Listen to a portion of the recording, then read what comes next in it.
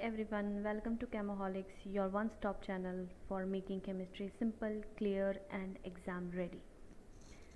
Today I have bring a topic of analytical chemistry. As I told you before that I am also going to upload some videos with detailed explanation, and my first focus is on the analytical chemistry for the Geochemistry examination. So here today I have taken this topic for you, in which we are going to introduce like chemical analysis, instrument methods, measurements, signals and data. So what is analytical, or we can say what is chemical analysis or analytical chemistry? It's a branch of chemistry that mainly focus on this identification, like for example, you have taken a sample of water and you want to identify that what is there inside the water, like whether there is a metal ion or a carbon or any other dyes or etc. So identifying, then we need to quantify, means how much amount of that how much amount of carbon or metal ion is present inside that sample is come into the quantification. And after quantification we also characterize, like how this sample is present in the water sample, so that we can study their mechanism, that how it is going to behave in water, whether it is forming a going under a reaction or changing into other molecules. So this is the part of characterization. So simply what is it? What is present in the sample, it comes as a part of qualitative analysis, and how much of it is there is come as a part of quantitative analysis. So analytical chemistry is a fundamental of almost every field, whether you are in research, you are a quality control officer, you are going to in regulatory compliance or any diagnostics. So every chemistry lab or academics or industry mainly rely on this analytical chemistry, so that they can decide based on the data.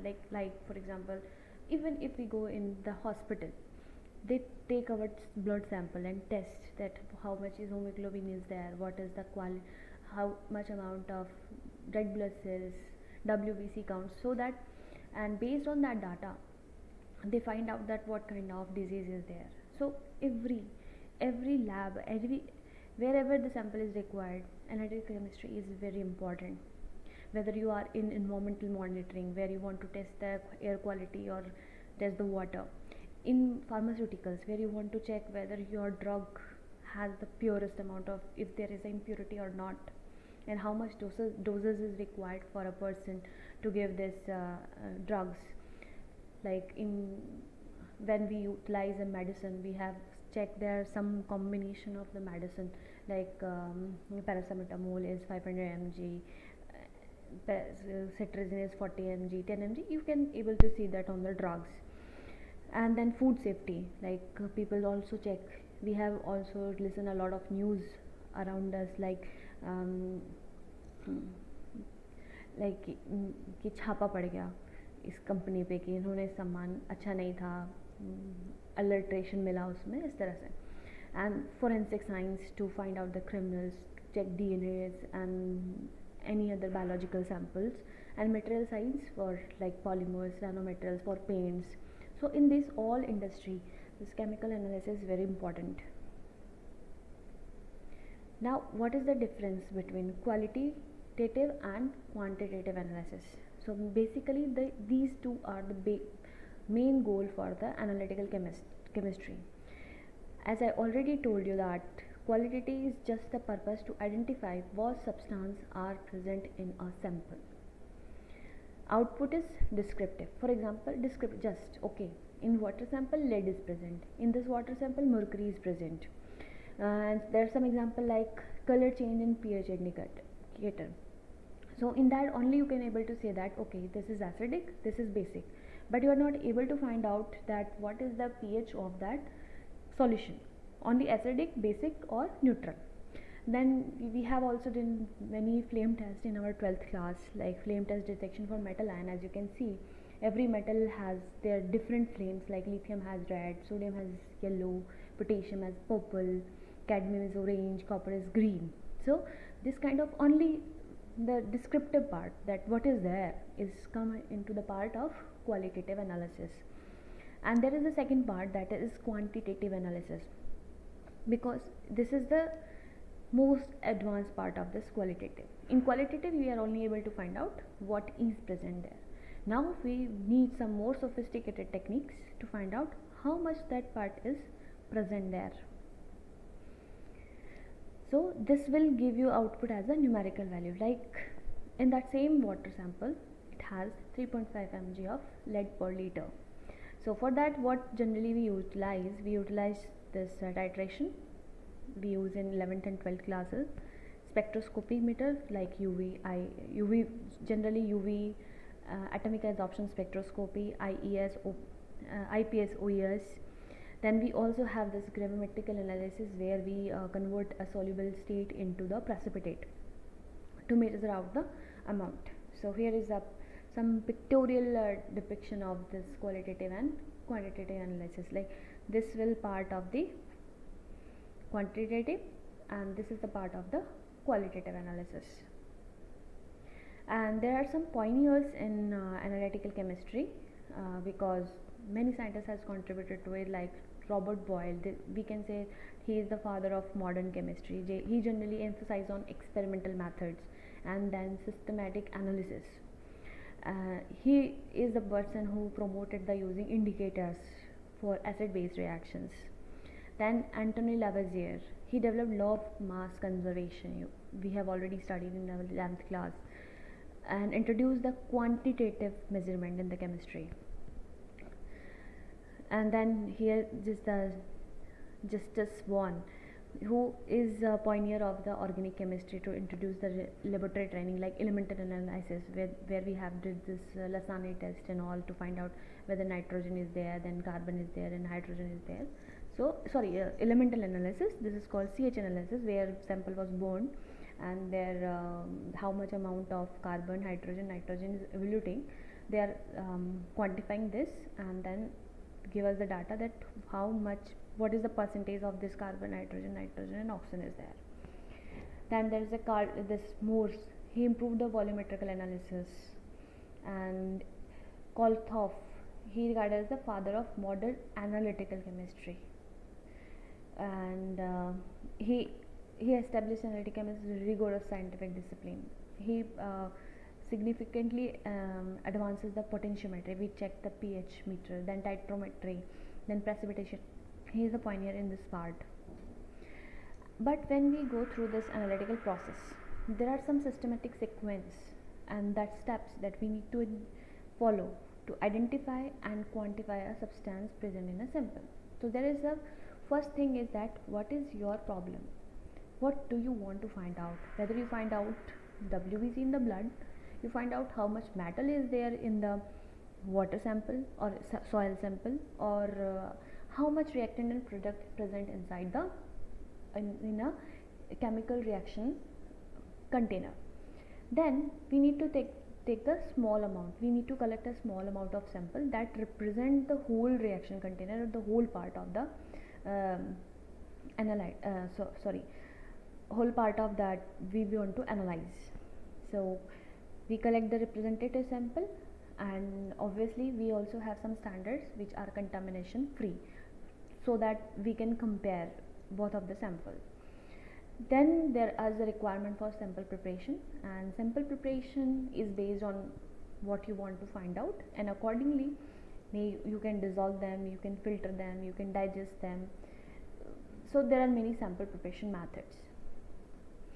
Then comes the analytical choice. Like for example, if you find out what is happening inside the organic reaction, you will follow the HPLC, or you can also go for the NMR spectroscopy. If you want to check acid-base reaction, you will use indicator and go for the titration. And you can also, if there is a degradation, you will choose UV visible spectroscopy. Then before we have chosen the analytical technique, okay, we are going to do this titration or this NMR or this HPLC, but before going to that, we need to calibrate our instrument to find out whether it is working fine or not. Then we standardize it. If you remember in 12th class, before titration, we have given some standard sample, and then we check, for example, in NaOH, initially we were given this oxalic acid as a standard to find out the actual normality of the NaOH, so that it will become standardized. And then after standardizing the NaOH, we will move forward to our sample titration to find out what is the amount of acid present inside that sample. Then there comes this measurement. Obviously, once this all set, you know what you want to do, you prepare the sample, you know, yes, this kind of analysis there, you calibrate it, then perform the measurement. And after measurement, we need to analyze our data so that we can interpret, like how which metal is present in the water and how much amount of that water is present inside the water. Then we prepare a report, and based on that report, we make the decision. Okay, this water is contaminated, this water is for drinking, we can use this water for only washing and that. So this kind of decision we can make based on our reports. Now there are further to find out in analytical chemistry, there are further two parts. One is the classical as well as the instrumental method. In classical method, it's a weight chemistry lab where you utilize some reaction, some titration to find out the to identify the sample either qualitatively or quantitatively. So it has some advantages, like it is simple and inexpensive, and no sophisticated instrument is required. But it has limitation. It is time taking, and precision is less because it's done by our manually, and manually the precision varies person to person. If a person is very highly precise and he works very in a very precise way, you will get a good result. But if the person is not that precise, you are not going to get the good results. So this kind of application is generally like in academic lab, like in 11th, 12th and B.Sc we did this, and some field analysis and teaching purposes we can use this. Then comes this instrument method. We have read a lot of things about like spectroscopy, chromatography, electrochemical analysis, thermal analysis. There are a lot of instrument methods. So what is the advantage? They are highly sensitive, they are precise, rapid, and they are automated. However, limitation is they are expensive and require skilled person to perform this analysis on this instrument, because these instruments are very costly, and if you do some mistake, you are going to lose the instrument. And these kind of instruments generally will found in industrial quality control, drug development, environmental in environmental science monitoring, forensic analysis, and big institutes.